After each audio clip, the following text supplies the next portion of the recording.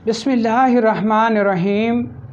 फ्लैजेल एक एलोपैथिक दवा है जो सोज़शी अमराज़ में इस्तेमाल की जाती है। किसी भी किस्म के वरम, सोजन और सोजिश में इसे इस्तेमाल किया जाता है और ये बकसरत इस्तेमाल होने वाली अंग्रेज़ी दवा है। आज हम इसके मुतबादिल पढ़ेंगे कि हर्बल में हमारे पास इसका बेहतरीन मुतबादिल क्या है। अस्सलामु अलैकुम वरहमतुल्लाहि वबरकातुहू। मैं हूं आपका मेज़बान हकीम लियाकत अली खिची और आप देख रहे हैं हमारा यूट्यूब चैनल खिची हर्बल टिप्स और मौजू है फ्लैजेल का तिबी बदल।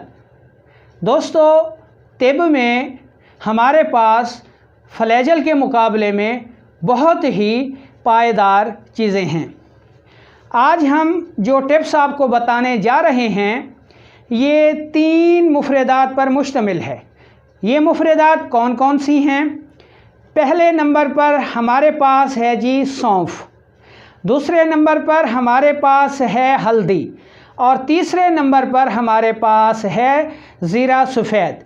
ये तीनों चीज़ें हमारे किचन में पाई जाती हैं और हमारे गरम मसालों में इस्तेमाल होती हैं, इसलिए आप इसको समझ सकते हैं कि ये कितनी महफूज हैं, पायदार हैं और अंग्रेज़ी दवा फ्लैजेल के मुकाबले में इनके माबाद असरात यानी साइड इफ़ेक्ट्स ना होने के बराबर है। अब आपने इसको तैयार कैसे करना है? तीनों चीज़ों को साफ़ सुथरा कर लें और इंतहाई बारीक पाउडर बना लें और किसी डब्बे में महफूज रख लें।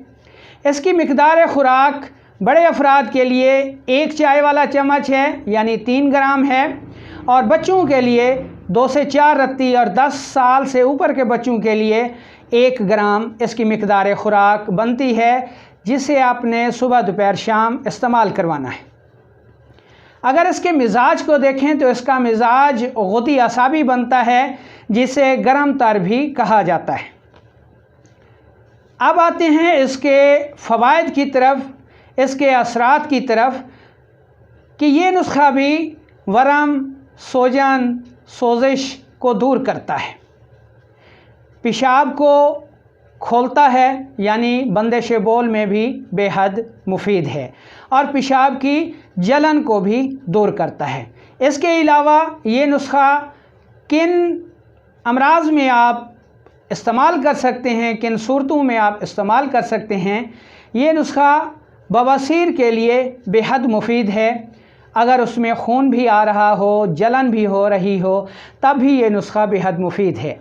आधे सर के दर्द को दूर करता है, आंतों की सोजिश को उतारता है, टाइफाइड बुखार में बेहद मुफीद है, पुराने बुखारों में बहुत अच्छा असर है इसका।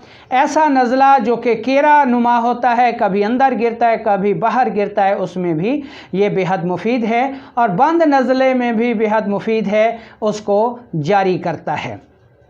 ख़ारिश और एलर्जी में बेहद मुफीद इसके असरात हैं। ख़वातीन में तो ये बेहद मुफीद दवा है।